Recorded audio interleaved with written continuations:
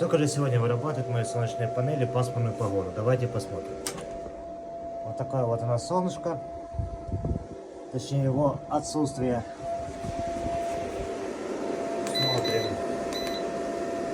Потребление дома 1,6. Работает бойлер.